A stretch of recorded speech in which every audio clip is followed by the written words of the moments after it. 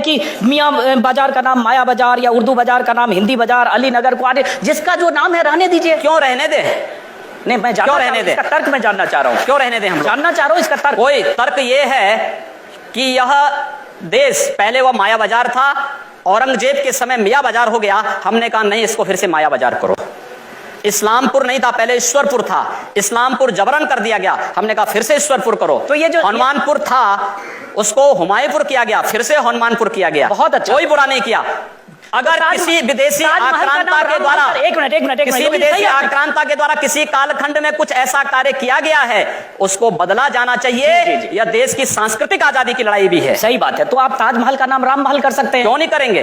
कर देंगे, बिल्कुल किया जाना चाहिए। आवश्यकता है तो किया जाना चाहिए। चलेगा। तो जो मुमताज महल के लिए शाहजहां ने ताजमहल बनाया, उसको जांच का विषय है, चर्चा करिए ना इस पर कभी खुले मंच पर। अच्छा, तो इसका मतलब जो भी पुरानी विरासत है, अगर कहीं लाल कोई विरासत नहीं, कुतुब मीनार जो देश के हित में होगा हमें वह कदम सख्ती के साथ उठाना चाहिए, बिना सोच, बिना लौंग लपेट के, बिना संकोच के। तो देश के हित में, देश की सुरक्षा के हित में है, आने वाली पीढ़ी के भविष्य के हित में हमें वो कदम उठाने में कोई संकोच नहीं करना चाहिए। तो योगी जी आप ये मानते हैं, आप थोड़ा गुस्से में हैं, तो मैं कोई गुस्सा नहीं हूं। मैं आपको बता रहा हूं, आप क्योंकि मुझे कह रहे हैं, मुझे भय है कि आपको फिर पसीना ना हो जाए। बिल्कुल नहीं, मैं चाहता हूं आप गुस्सा करिए, पसीना नहीं आएगा मुझे, चिंता मत करिए। मैं ये कह रहा हूं कि इसका मतलब हुआ कि आप देश के हित में मतलब मानते हैं जो 20-22% मुस्लिम आबादी है वो देश हित के खिलाफ है, उनको हाशिए पर रखकर आप अपना देश, अपनी दुनिया। आप कभी गोरखपुर आएंगे ना, वहां मुसलमान जब पीड़ित होता है तो वह कहीं और नहीं जाता, वो मेरे पास ही आता है, कहता साहब देखो फलाना गुंडा उसके पास कोई विकल्प परेशान कर रहा है। और उत्तर प्रदेश सरकार से भी जो पीड़ित होता है तो भी मेरे पास ही आता है, कहीं और नहीं जाता है। अकेले सांसद हूं जो 2-3-4 घंटे पब्लिक के लिए खुले उसमें बैठता हूं, कोई सुरक्षा नहीं, कोई तामझाम नहीं, कोई भी आए अपनी बात कहें और फिर अगर बातचीत से मानेंगे ठीक, नहीं तो आंदोलन का रास्ता वहां तय होता है। हर एक व्यक्ति की सुरक्षा और हर एक व्यक्ति का विकास आपको देखना गोरखपुर में जाकर के। एक बार इसको ये बोलेंगे, हर एक व्यक्ति मतलब हिंदू हो या मुसलमान, क्या बात कर रहे? जो भारत का नागरिक है, जो भारत का नागरिक है वो हमारा नागरिक है, उसमें जाति मत और पंथ कहां की बात आती है? जब अरे मैं सनातन हिंदू धर्म का उपासक बदलना चाहते हैं, सनातन हिंदू धर्म का उपासक हूं, सर्वे भवन्तु सुखिनः सर्वे सन्तु निरामया की बात करता हूं। मैं किसी मत और मजहब का विरोधी नहीं, लेकिन जो भारत का विरोधी है मैं उसका विरोधी हूं सर। वो कोई भी हो, मैं उसका विरोधी हूं। योगी जी ठीक है, तालियां बजाइए आप लोग। योगी जी, उर्दू बाजार को हिंदी बाजार बताना या बदलवा देना, उर्दू हमारी पहचान हिंदी से है या उर्दू से? मैं आपसे पूछना चाहता हूं। आप फिर मुझसे उर्दू में ही पूछें। मेरी भाषा हिंदी है, मैं उर्दू नहीं जानता हूं। तो फिर वहां के लोग भी हिंदी जानते हैं, मैं हिंदी के नाम पर क्यों ना नाम रखें? सर सवाल तो मैं पूछ रहा हूं, जवाब आप देंगे। जिस दिन मैं आपकी तरह यहां आ जाऊंगा चुनाव लड़ने तो आप मुझसे पूछ लीजिएगा, आज मेरा दिन है। तो मैं ये पूछ रहा हूं कि योगी आदित्यनाथ जब पश्चिमी उत्तर प्रदेश में जिस ढंग से चुनाव प्रचार में जा रहे हैं या पूर्वी उत्तर प्रदेश में जिस ढंग से आप चुनाव प्रचार करते हैं, और जाहिर है वहां आपकी फैन फॉलोइंग भी काफी है, क्या आपके दायरे में, आपकी राजनीति में मुसलमानों के लिए कोई जगह नहीं है? क्यों नहीं है? क्यों नहीं है?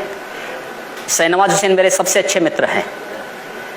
अब डॉक्टर एपीजे अब्दुल कलाम को जब माननीय अटल बिहारी वाजपेयी जी ने राष्ट्रपति के लिए खड़ा किया था, सबसे पहला सांसद था जिन्होंने समर्थन किया था। भारत का मुसलमान डॉक्टर एपीजे अब्दुल कलाम बने, शाहनवाज हुसैन जैसा बने, पहला व्यक्ति रहूंगा जो समर्थन करेगा। लेकिन अगर यहां पर कोई ओसामा बिन लादेन को और औरंगजेब जैसे दुर्दांत लोगों को अपना आइकॉन मान करके भारत के अंदर पाकिस्तान का झंडा लहराएगा तो फिर उनके उन विषैले फनों को सख्ती के साथ कुचलने के लिए भी सबसे पहले योगी आदित्यनाथ। यकीनन अगर भारत में कोई पाकिस्तान का झंडा लहराने की घटनाएं हुई हैं, करेगा, लेकिन होना चाहिए। लेकिन ये कहकर आप पूरी आबादी को ये नहीं, पूरी आबादी की बात नहीं की भारत में पाकिस्तान का पूरी आबादी की बात नहीं। एक बार हम सवाल लेते हैं। हाँ, आप जिन हिंदू हितों की बात कर रहे हैं उनमें से बहुत से हिंदुओं को, जैसे मैं भी हिंदू हूँ, बहुत से हिंदुओं को लगता है कि राम मंदिर की याद आप लोगों को सिर्फ चुनाव के वक्त आती है। तो क्या आपके लिए राम मंदिर का मुद्दा सिर्फ चुनाव लड़ने का एक जरिया है, मुद्दा है, या इसके बारे में आप लोग अभी कुछ करेंगे? नहीं, हम लोग करेंगे। मैं कल ही रायपुर में राम मंदिर का उद्घाटन करके आया हूँ। भगवान राम का ननिहाल है और भगवान राम के ननिहाल में राम मंदिर का निर्माण हो चुका है, और ज्योतिषीय जो गणना है वो ये बताती है कि भगवान राम के ननिहाल में मंदिर का निर्माण अयोध्या में राम मंदिर के निर्माण का मार्ग प्रशस्त करेगा। लेकिन योगी जी जो उन्होंने सवाल, लेकिन तारीख नहीं बताएंगे।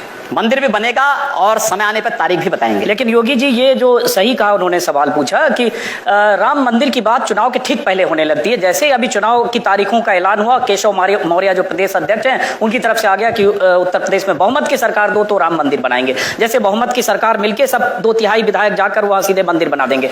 जब आपकी केंद्र में बहुमत की सरकार है, जब बड़े नेता बात करते हैं तो कानून तय करेगा, लेकिन जब चुनाव आता है तो आप हो या केशव मौर्य फिर राम मंदिर के तो धैर्य रखिए। मैं समझता हूं राज्य सरकार की बड़ी भूमिका है। 1986 में जब अयोध्या में राम जन्मभूमि का ताला खुला था तो कोर्ट ने राज्य सरकार से पूछा था कि लॉ एंड ऑर्डर को आप बनाए पाएंगे। राज्य सरकार ने लिख के दिया।